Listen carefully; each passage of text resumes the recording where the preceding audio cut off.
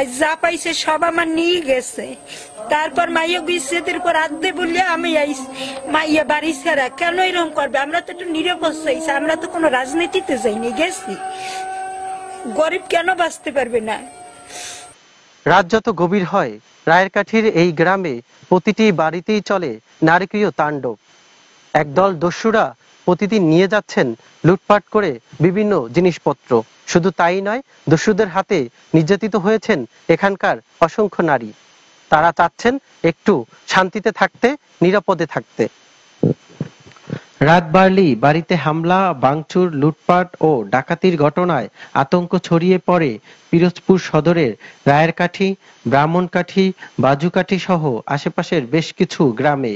আওয়ামী সরকারের পদত্যাগের দিন থেকেই এমন চিত্র এসব এলাকায়। রাতে নিরাপত্তা বাহিনীর অভাবে একদল দস্যু অস্ত্রসহ হিন্দু বাড়িতে চালায় তাণ্ডব। দস্যুরা একদিকে যেমন লুটপাট করছে, অন্যদিকে নারীদের করা হয় যৌন নির্যাতন। ওইসে আমার মাইয়া গুগা ইজ্জতে আদেছে, আমার মাইয়া ইস বাড়ি ছেড়া। তারপর ঘরে আমার যা জিনিসপাতি টাকা পয়সা ছিল এই আইসগুলো ইয়ে গেছে। আমরা তো চাই একটু স্বাধীন বাংলাদেশে একটু ভালোভাবে থাকতে। দা ছিল হাতে বড় বড়, আজকে আমার গলায় ধরছে, পাশরে ধরছে, আমি ঠেহাইছি। এরপর আবার আমার ছোট দেওরের বউ ছিল, সেরে টানিগা পলাইছে, খাদের তলা টানিগা বাইর করছে, বাইর করিয়া খাদের স্বামীর খাদের পাশে নিয়ে ঠাস করে ফেলাইছে। আমি আস্তে আস্তে উঠে যাইয়া তারে টানি উঠিয়েছে। আমার কয় কি আপনি এখানটা লড়বেন না, দিক যাবে।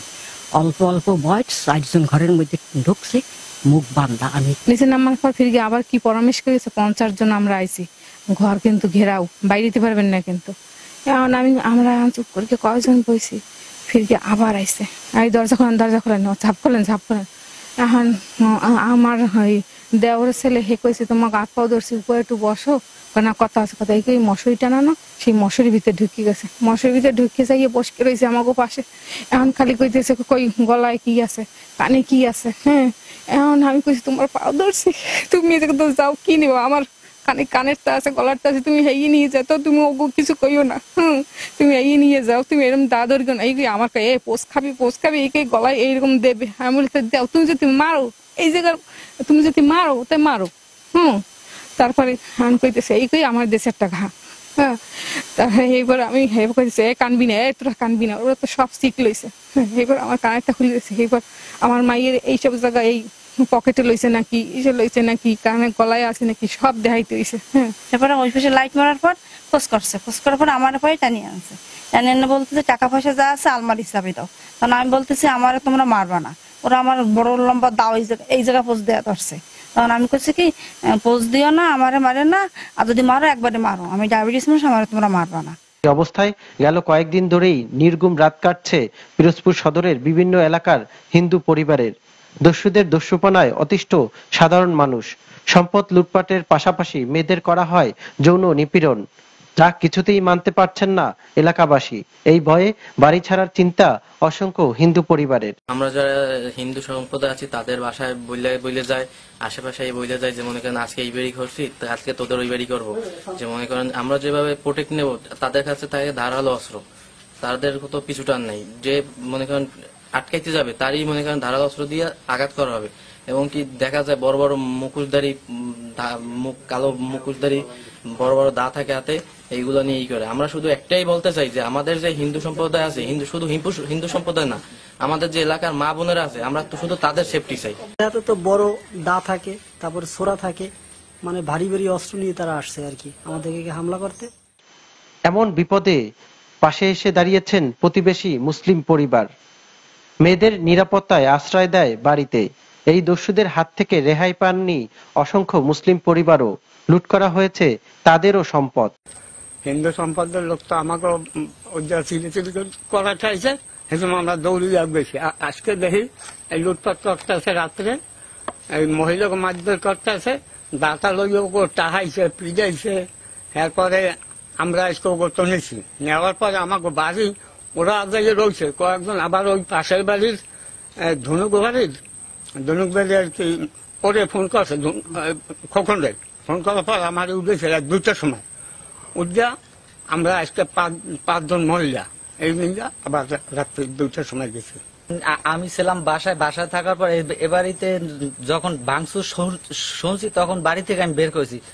বের হওয়ার পরে আমার এক ভাই ছিল রাস্তায়, সে বলছে ওখানে যাইস না, 20-25 জন লোক ঢুকছে, ডাকাইতের দল ঢুকছে।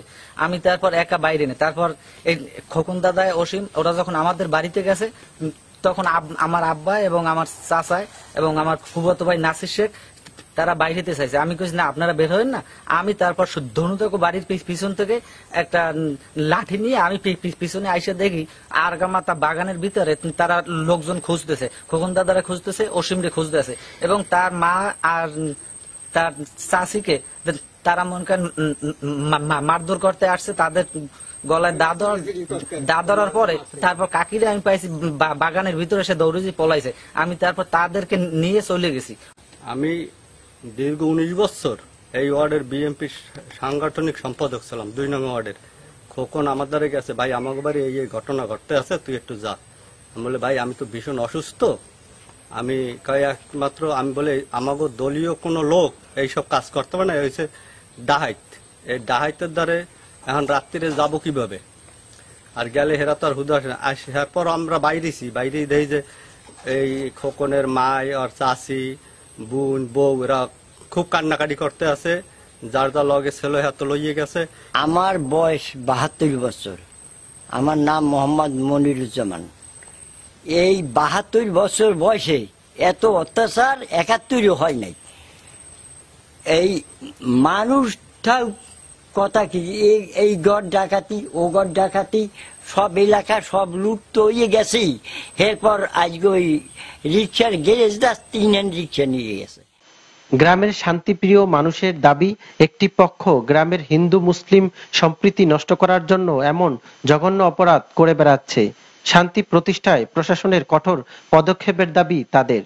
আমরা যাতে শান্তিপূর্ণ আইন শৃঙ্খলা বজায় থাকে, গ্রামের মানুষ সবাই, হিন্দু মুসলমান সবাই যেন শান্তিতে বসবাস করতে পারে।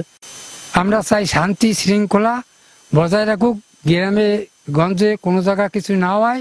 পদত্যাগ করার পরের দিনকে রাত্রেবেলা এখানে মানে দুর্বৃত্তরা কিছু মানে মুখোশ পরে গ্রামে হামলা, নারী নির্যাতন, এই সমস্ত কিছু অঘটন ঘটাইছে। 5 জুলাই থেকে চলে এসব নারকীয় তাণ্ডব। পিরোজপুরের নাজিরপুর, ইন্দুরকানী, স্বরূপকাঠি উপজেলার প্রায় শতাধিক বাড়িতে হামলা ভাঙচুরের অভিযোগ পাওয়া গেছে। এসব এলাকার বেশিরভাগ জনপ্রতিনিধি আওয়ামী লীগের হওয়ায় তাদের খোঁজ এখনো পাওয়া যায়নি।